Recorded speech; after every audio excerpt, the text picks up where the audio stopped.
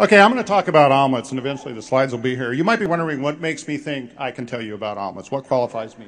Well, I've made well over 1,000 omelets. I made them for groups between 8 and 80. I've made omelets at fundraising events. I know my omelets.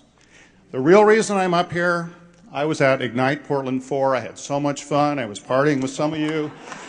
Went out. I got home. I thought, I can do this. Do. Word of advice, don't hit send till the next morning, okay? You may find yourself up here. True. So, I stole my slide here. But legend has it that Napoleon created omelets, or discovered omelets, pardon me, and he was so excited, he went back to the Louvre, he had all his paintings taken down and touched up to include his omelet pans. Really, it's true, I wouldn't make this up. So, now, you got to have the world's largest something slide in here. This is the largest omelet ever, 160,000 eggs, 2 tons. It kind of makes you wonder, what were these people thinking? It's not like a turkey you can put in the freezer and make soup out of it. It's an egg. So what is an omelet? Is an omelet like a breakfast food? Is it a way to use up leftovers? No, an omelet is a celebration. It's a party. This isn't known outside the compound. Hefner makes a pretty mean omelet back in the grotto, you know. Hey, and if it works for him, trust me. Some tips, some of my favorite tips. You always want to use water with your eggs. Milk makes your eggs firm and supple, and you'll get to that later if you make a good omelet. So this is another consideration is margarine versus butter. Butter certainly has it on taste, but if you're making lots of omelets for lots of people, use margarine. It just doesn't burn. And by the way, this picture on the right, this woman speaks to me. I just love that picture. The world of omelets is full of goofy gadgets. We've got the what's his name, George Foreman, goofy thing here on the left. George has taken way too many blows to the head. And then we've got the hinged omelet pans. In a word, embarrassing.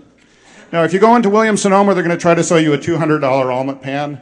Folks, you're not trying to get a souffle to rise here. This is an egg, okay? I go for a $20 skillet. It gives me lots of room for preparing the ingredients, okay? Now, preparation is the foreplay of the omelet, okay? This is where you take your time. They all have needs. She has to be brought to temperature just right, and that'll pay huge dividends later on.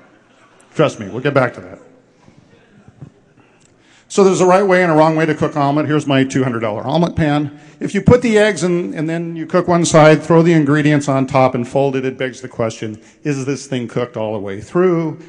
You serve her an uncooked omelet, guys, it's not going to work. Rather, spend $6, get yourself a nice spatula. As you're cooking the omelet, walk around the edges of it. They always stick somewhere. Then flip it gently in the pan, okay? Then put the ingredients, fold it, and cook it. It'll be cooked all the way through. Works every time. Now, don't try to impress her with your mad flipping the omelet skill, okay? You'll get eggs on the wall. You'll get eggs in her hair. It really breaks the mood.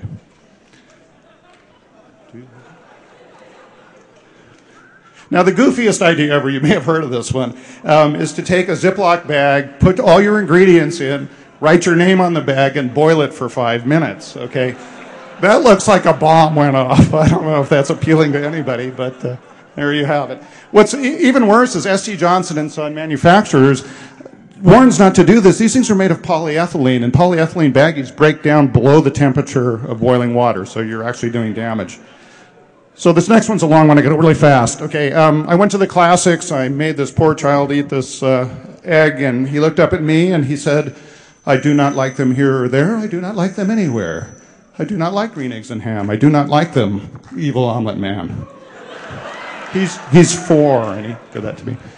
So somebody we know around in Portland, she talks about Fruit Loops a lot, so I tried to make this Fruit Loop omelet. This poor child is traumatized. 10 days later, she still has that look in her face. Okay? The tuna helper omelet, I cooked that thing. The cats haven't been seen for days. They've disappeared. Okay, guys, this is the one you got to pay attention to. This is the Mile High omelet, okay? Best to serve this one. You kind of, little soft jazz, dim the lights, some Courvoisier. Works every time. Seriously, these are my favorite omelets. I like seafood in an omelet. Havarti's a nice cheese, real buttery and rich. Asparagus gives it flavor and texture. If you're dating a non-carnivore, you might do the mushroom spinach feta omelet. I put some bacon on there just to drive her crazy. So I want to thank you for indulging my passion in omelets. Thank you, IP5 crew, for all your work. The bar is open, and I'm out of here.